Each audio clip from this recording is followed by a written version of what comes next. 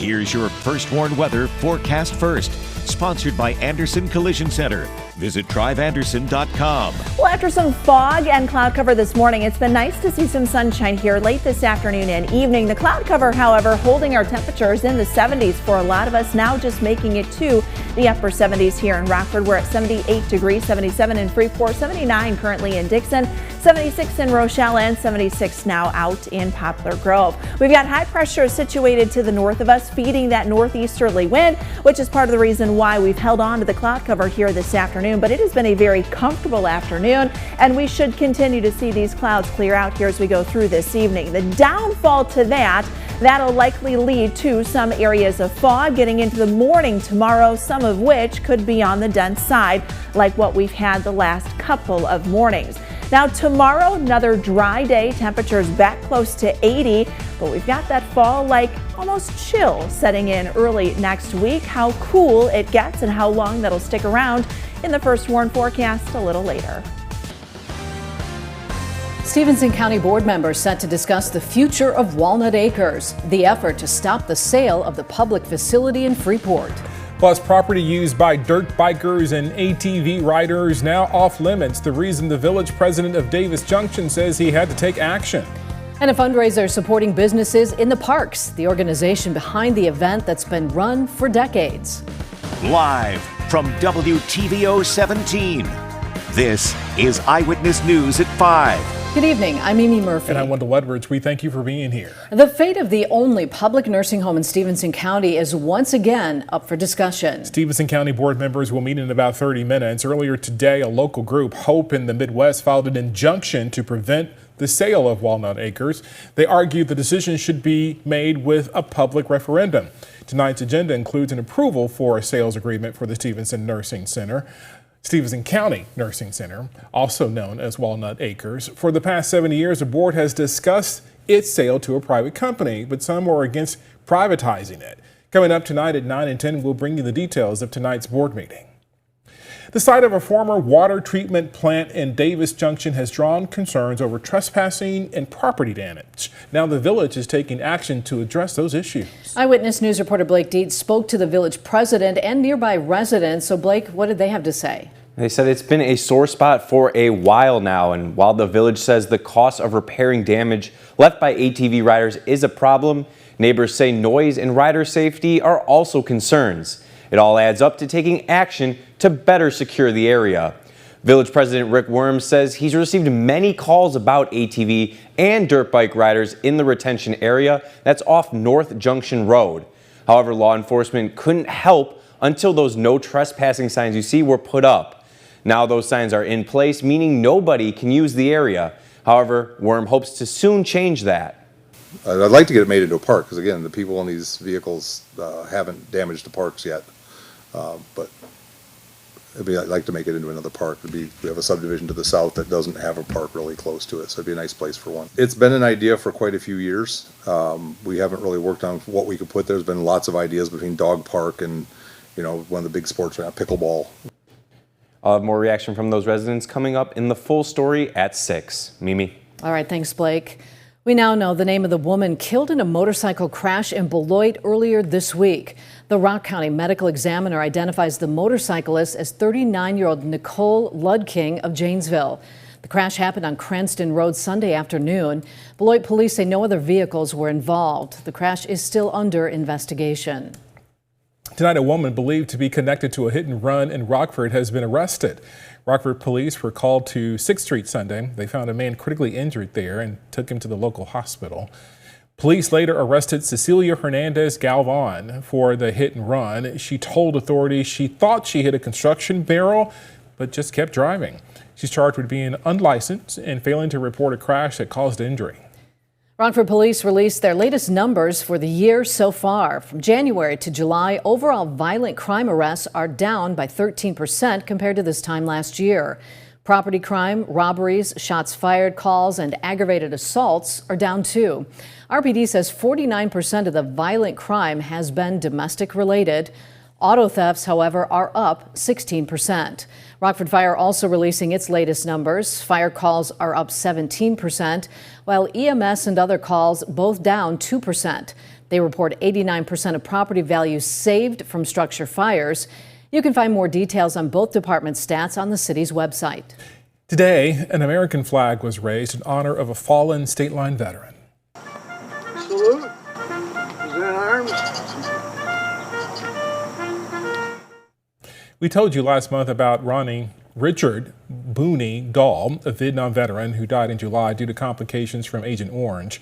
Today, that flag and a new flagpole was dedicated in his honor at the LZ Peace Memorial. It recognizes soldiers from Winnebago County who served our country. Yeah, this is the best kept secret. Hardly anybody knows about this memorial. It's the second largest Vietnam Veterans Memorial in the country. It has the first Agent Orange Memorial. We have an Agent Orange Memorial here for the veterans that died of Agent Orange, which unfortunately we're getting a lot of them in Winnebago County, so we honor them. After serving 2 years in the Army, including his time in Vietnam, Dahl returned home in 1970 and became an active member of several local veterans groups. A Stevenson County village is preserving its local history. The ribbon was cut on the new Peal City Historical Museum on South Main Street this afternoon. Initial planning for this museum began over 30 years ago. A former cafe was purchased by the Historical Society 4 years ago. Organizers worked alongside local contractors to build the museum. So we worked in hand with our contractors, and what you see here is the final product. The front is that fake brick you see on the front. That's off an old building a contractor found somewhere for us and everything. So we're really proud of it. We're really proud of it and excited to get it open for the community. The museum will host an official grand opening this Saturday at noon. Members of the business community in Loves Park and McChesney Park took to the greens today.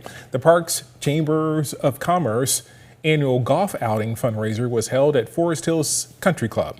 The group promotes and advocates for business owners in the parks, with today's event helping fund those efforts.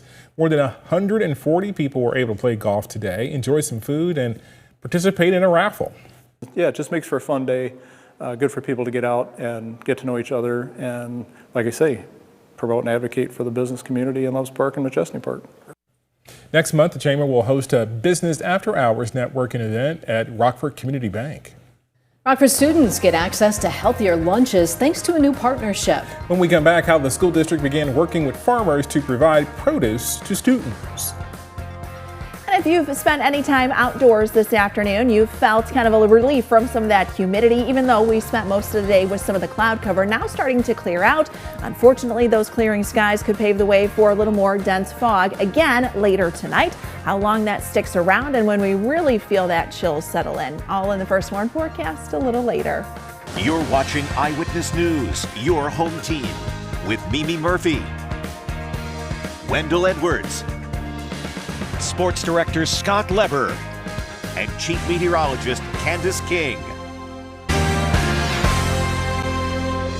A new program is helping local high school students eat healthier with the help of farmers. Eyewitness reporter Tyler Sorensen visited Guilford High School today to find out more. So Tyler, you're at the high school. What was for lunch? Yeah, Mimi, Wendell, today the menu included watermelon, peaches, and cucumbers. And along with the fresh produce came an important lesson that learning starts with nutrition. Fresh, regionally grown produce is on the menu at Rockford Public High Schools. Our school year started a little bit sooner, so we're able to take advantage of some of the August summer fruits like watermelon, cantaloupe, peaches, things that we don't normally get a chance to offer. This is the second year that RPS 205 has teamed up with Common Market to provide regionally grown produce to the high school students. We always talk about eating the rainbow, and so when we're able to offer a wider variety of fruits and vegetables, you're eating the rainbow, you're getting the nutrients you need. The first round of produce for the year arrived on Wednesday. It came from Olden Organics in Ripon, Wisconsin, just over 2 hours away. For owners Richard and Tracy Vins, it's all about giving back. We wanted to feed our community. We wanted to get local food into people's, mouths and bellies.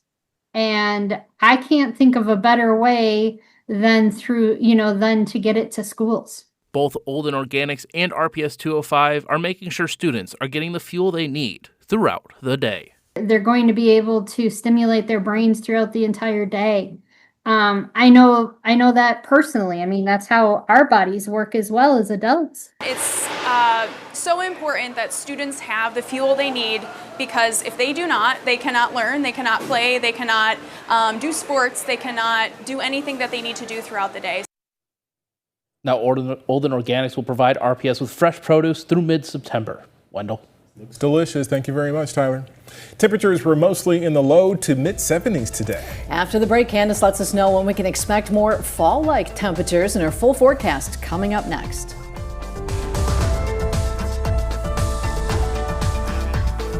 Now, your first warned weather forecast from Chief Meteorologist Candace King. Well, our day started off with plenty of cloud cover and fog this morning. Some of those clouds actually sticking around for a while, but we've managed to see some decent sunshine here over the last hour and a half as that cloud cover continues to push off to the east. We look live with our SkyTrack camera out at the Park Hills Golf Course. Is brought to us by Rockford Career College. You can still see those cumulus clouds working through and pushing from east to west, but we go on our SkyTrack camera out in Poplar Grove and we've got plenty of blue sky, just a few clouds there off in the distance when looking to the north and northeast. That cloud cover will continue to clear out as we go through the night tonight, and what that'll do for us is pave the way for a mostly clear sky. Now with that, I do think we could see some areas of some fog similar to what we've had here the last couple of mornings where we've got some dense fog that does develop. So just kind of a heads up for that. Could see some locally dense fog heading into tomorrow, but high pressure continues to build up to the north of us, and that'll allow our skies to clear out and continue that feed of some drier air here as we go through the night. 78 our temperature in Rockford. We're at 79 in Janesville, 76 in Poplar Grove, 77 in Freeport, and 79 right now down in Dixon. 59, I think that's where we'll head for the night tonight.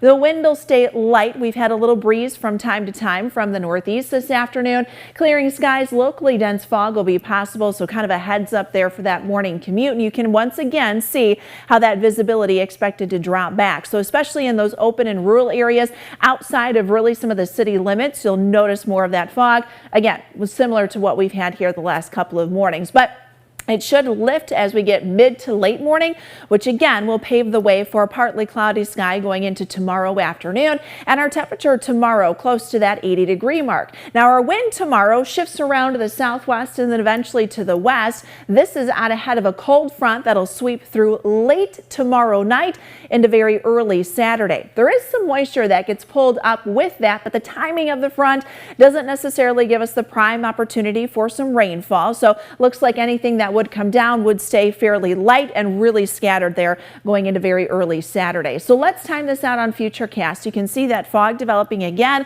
a few clouds kind of working in as the wind turns from the southwest. We'll see a partly cloudy sky during the afternoon, might get a little more cloud cover there late Friday into early Saturday. Saturday morning, that front starts to pull through. As it does, a few spotty showers through sunrise cannot be completely ruled out, but this is not going to be anything that'll be rather significant. So that is some good news there. Front will pass down to the south once we get into the afternoon. Winds will turn from the northwest.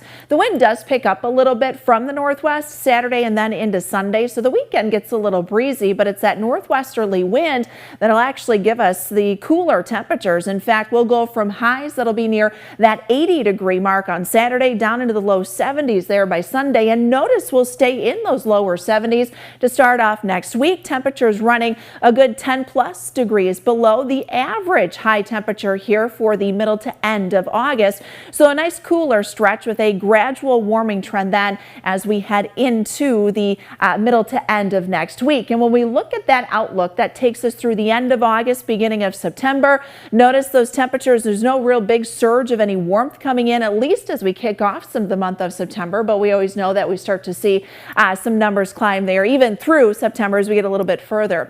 But our numbers will stay in those 80s as we head towards Friday, Saturday, 71 on Sunday, and our overnight lows too back down into the upper 40s and low 50s.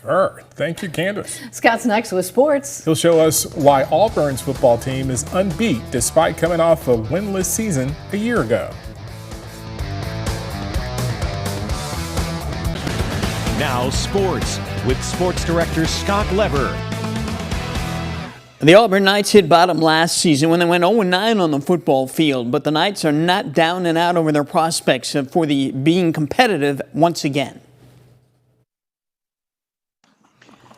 There weren't any wins to point to last season at Auburn for then first-year head coach Leroy McFadden, but the foundation was being laid that could lead to a better future, starting with this year. I think I did a good job of cleaning out the riffraff last year, but I do got a great bunch of young men over here now, and I'm excited. The roster numbers here are solid, 60 kids in the program. A couple of them are well-known, talented transfers, both from Rockford Lutheran. Quarterback linebacker David Ballard and running back Gavin Sanders. Sanders rushed for almost 1,000 yards last year at Lutheran despite missing some games with an injury. 2 years ago, as a sophomore, he did top 1,000 yards and he rushed for 19 touchdowns, second in the Big Northern Conference. So, can he produce at the same level in the Nick 10? They said the same thing about James Robinson. Could he go to the next level, the next level, next level? Look where he went to. I don't have any questions in my mind about how I could do at this. It's just a different conference. I think I'm just here to have fun and show what I could do. I'm not really going to throw myself out there and say I'm the best running back in the Rockford area, but I'm just here to have a good time. At Auburn, Sanders will be much more than a running back. McFadden calls him an offensive specialist because he'll line up all over the place on offense to take advantage of his speed and space. He could line up in the slot a lot, while big running back Peter Iziagula lines up in the backfield. He's about 6'1", 220, phenomenal player, speed, and he's going to be great asset to the running back backfield.